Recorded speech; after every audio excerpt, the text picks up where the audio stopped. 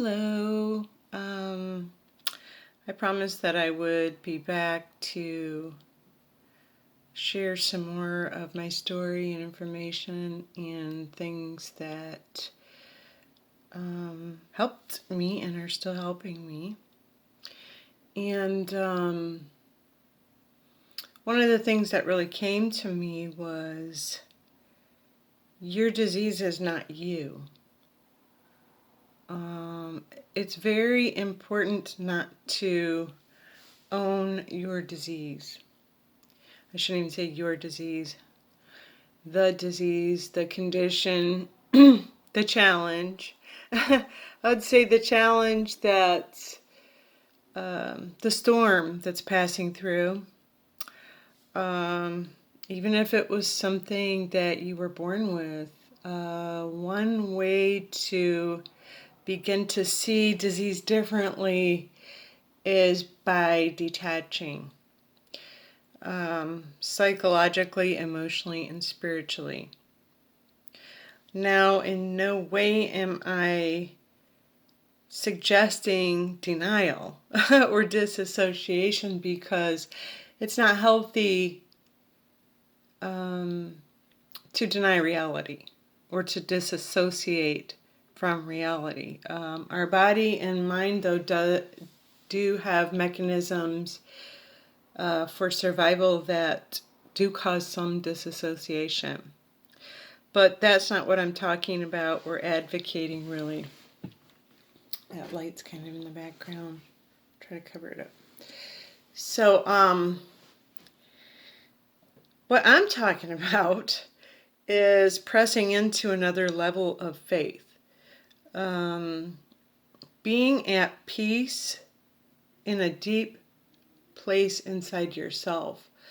A deep sense of self that the real you, the one that remains before and after the body, the essence of you. So getting in touch with that part of yourself and, saying it is well with my soul. It's a cool experience because you identify less with the body and you can always find a place of respite. Oh, the TV.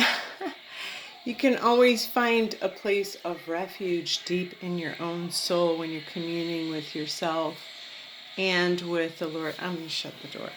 Too loud.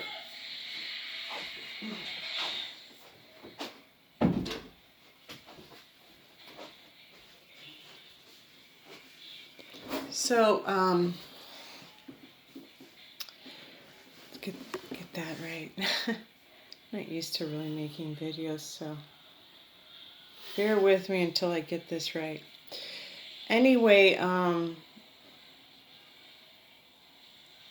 the disease passing through my body is not mine. How it got into my body is something that I probably want to look into. Was I born with this disease? Is it genetic? Did I have a genetic predisposition and then a trauma happened that triggered it? Because low immunities will cause a pre-existing condition to activate, and severe trauma and stress can cause that and be a precursor, such as in my case. As I said in the first intro video, there was breast issues and cancer in my lineage and my bloodline, so it was in fact in my DNA, in my genetic predispositioning, and something did trigger it. I think I was in an incredibly stressful situation.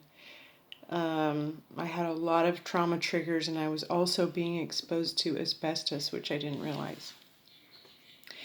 So, whatever reason, it happened or triggered, I'm grateful for it, to be honest, because I learned something so profound, so many profound, deep truths. And that's the only reason I want to share, because who knows my future or what? None of us know how long we're going to be here. None of us know if we're going to get hit with something, a trauma, a tragedy, a disease, an accident, an injury, a disability. So we all have trouble hit us in this world, and we need coping mechanisms. And I feel like we need effective ones. And I'm not sitting here saying, that I can miraculously promise a cure for everything. But, I did learn some stuff along the way, and why not share it? Because, if I was able to overcome it, this condition, in basically a year, I feel like I'm still healing, but, I don't think it's an imminent threat anymore. Because, I went from 120 pounds, now I'm at 135. I started working again. I quit work before. And who knew,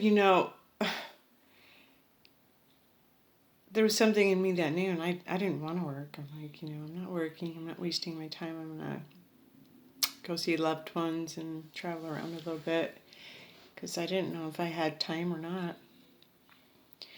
So I ended up feeling good enough to go back to work, gain weight, feel ultimately healthy again. I mean, I probably still have some circles under my eyes, but I had deep black circles under my eyes. I had no energy.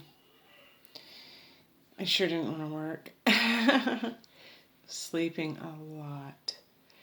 But one thing I kept trying to do, for the most part, is exercise. And I did read something. I'm going to try to find it was either an article or a video. And it was talking about working out. And the thigh being the largest muscle in the body, when you work it out, say you do even just squats, or if you're not mobile, have someone else push your feet so that your thighs are being moved, because something about that sends a signal to the brain for longevity, and it says that you're living and you want to live and are going to live. So hard work, when men were primitive and they did a lot of what happened?